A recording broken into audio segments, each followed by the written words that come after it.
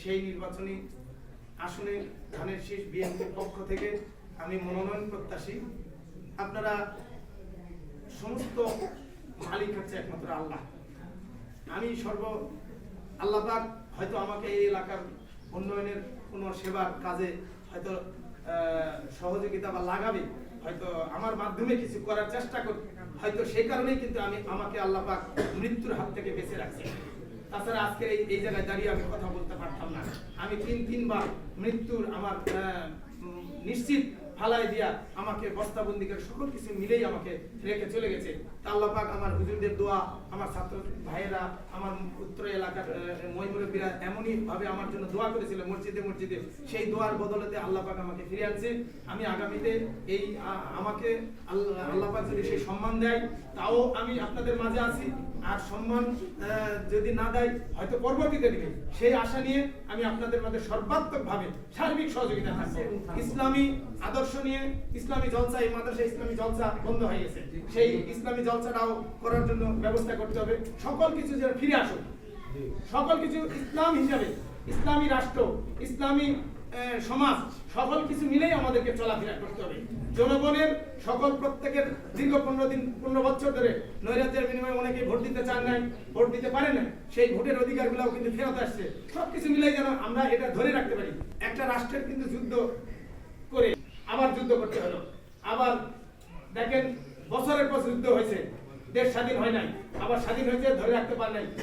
এই রাষ্ট্রের যে স্বাধীনতা দিলা, সকল কিছু প্রত্যয় ব্যক্ত করে এবং সকলকে ধন্যবাদ জানিয়ে আগামীর আমাদের মাদ্রাসার এবং এই যে মিলাদ মাহফিলের শুরু করে আমাদের আজকের এই অনুষ্ঠানে আমি আপনাদের কথার মাধ্যমে ভুল ত্রুটি ক্ষমা চেয়ে আমি আমার বক্তব্য শেষ করছি।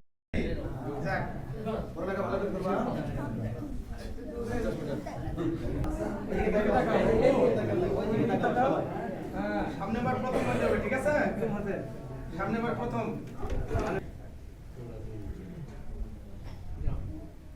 দ্বিতীয় হয়েছেন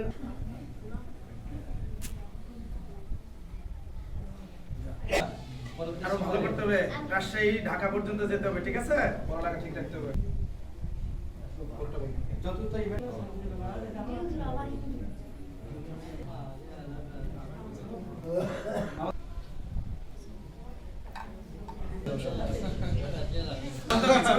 মনে উঠে যাই তো হওয়ার কথা না।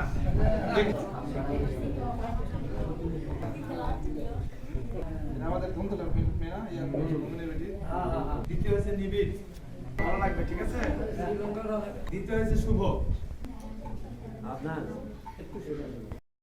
চাচ্ছি খুব স্বল্প সময়ের ভিতরে যাতে যেন আমরা এই মাদ্রাসার বিভিন্ন সমস্যাগুলো তাৎক্ষণিকভাবে করতে পারি।